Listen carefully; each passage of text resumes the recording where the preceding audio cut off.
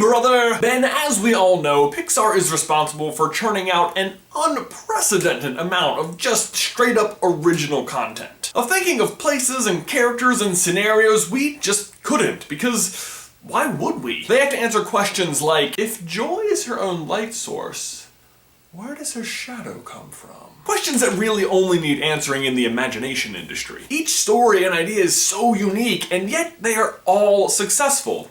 Well, but when you're that successful, it's not just luck. You don't just get lucky 14 out of 15 times. There is a method to the madness, which is why today we're going to discuss the Pixar Formula.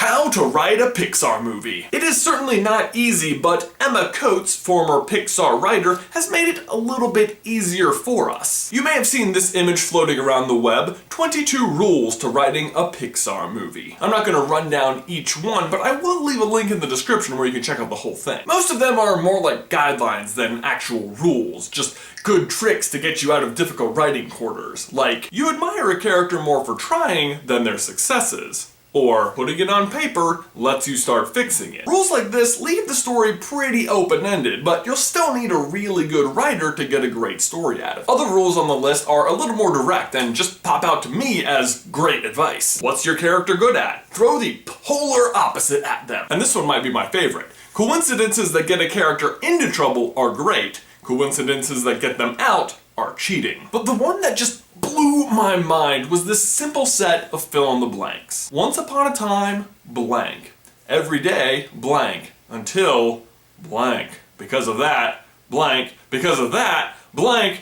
Until blank. It's so simple and yet so powerful. I mean, every Pixar movie can be broken down into these 6 lines. Once upon a time, there was a boy named Andy who played with his toy. Every day, he played with his favorite toy, Woody. Until one day, he got a new toy, Buzz Lightyear. Because of that, Woody got really jealous and tried to get rid of Buzz, but accidentally knocked him out a window. Because of that, the two got separated from Andy and got picked up by his menacing neighbor Sid, until the two were able to reconcile their differences and escape back to Andy. Toy Story. Doesn't matter which movie you choose, they all work. Once upon a time, Earth had gotten so polluted that all the humans had to leave and left behind trash compacting robots to clean up the mess. Every day, the last remaining of these robots built stack upon stack of trash while also collecting interesting human objects. Until one day a new, modern, sleek robot showed up that he immediately fell in love with. You know what's interesting is that although they're genderless robots, Wall-E obviously comes off as male and Eve as female, which I think is an interesting comment on how artificial intelligence might interpret the human consciousness one day. Unless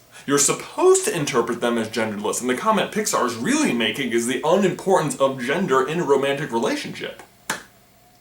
That movie has so many levels. Where were we? Until one day a modern, sleek robot shows up that he instantly falls in love with. Because of that, he follows her back to the Axiom. Because of that, he inadvertently acts as a variable that the onboard artificial intelligence has trouble coping with. Until his intervention leads to the ship discovering organic life on Earth and the Axiom returns home. Crazy, right? But I know what you're thinking. Jay, that's fantastic, and it's cool that you could fit every Pixar movie into those little 6 lines, but isn't this just sort of a common storytelling technique? And honestly, what good does it do us if we don't have someone from Pixar, like say Pete Docter, the director of Inside Out, filling in the blanks for us? I know, right? You guys totally have a point. Except, I was able to sit down with Pete Docter, director of Inside Out, and Up, and Monsters, Inc., and get him to fill in the blanks with me, effectively writing us a brand new Pixar movie. Are you excited? I am. Roll the footage. All right, are you ready to write this movie? Okay. Now we have even less time, so it's gonna be more. What are we doing? All right, so I'm just gonna say a phrase, and you fill in the blank, and hopefully we have something great at the end. All right. Does that sound good? All right. All right. Once upon a time. That's it? Yeah, that's what we're starting with. Man, give me something. Once upon a time, there was a bird who sat on top of large hotels. Okay, and every single day, this bird is sitting up there. Every day he does. He sings a little song to himself about the subway system. Okay. And he sings about the subway system every day until one day a plane flies overhead. No, I'm self-editing. One day he actually gets to ride the subway. Oh my goodness, oh my gosh. And because of that, he ends up in South America. Ends up in South. That's a long train.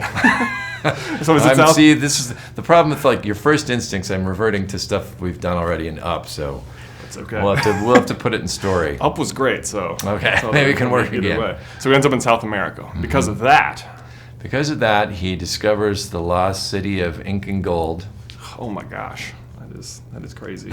And he's rich and he has all of this gold until A scientist takes it away from him.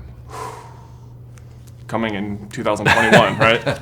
Brilliant. Brilliant. I love it. I love it. I think we have There's something something to go on to there. a bird who wants to ride the subway system, because that is like, opposites of flying. Right. So Yeah. that could maybe, I'm not sure about the whole South American twist. Well, okay, well we have something to work on though. Yeah. Coming to theaters June 16th, 2021. Probably not. Might need a little bit of tweaking. But doesn't that just sound like a Pixar movie? I mean, who has less reason to ride the subway than a bird? Sounds kind of like a rat who wants to cook. Am I right? You know what, at the very least I can see it as a short. Also, before I end today, I need to give a massive thank you to 1, Pete Doctor, and 2, to MoviePilot.com, who sent me out to California a couple of weeks ago to interview Pete and some other members of the cast of Inside Out and preview The Good Dinosaur. All of that content will be coming out to you guys pretty soon. Pretty excited about it, but if you're not familiar with MoviePilot.com, it is like the first place to go for movies and TV and everything. It is really easy to get sucked down a bunch of rabbit holes on that site, and I am proud to say that I am a contributor to some of those rabbit holes, so I will leave a link down to my profile on MoviePilot.com. You can go check out some of my articles. I totally recommend the one I just wrote about why I think The Good Dinosaur will change the animation industry forever. So thank you again to MoviePilot. So Ben, my challenge for you and everybody else is to fill in these blanks down in the towel section. If it helps, I will say each of the lines again one at a time, and you can just pause after I say each one while you fill in the blanks. Ready? Once upon a time, every day, until one day, well, because of that, and because of that, until...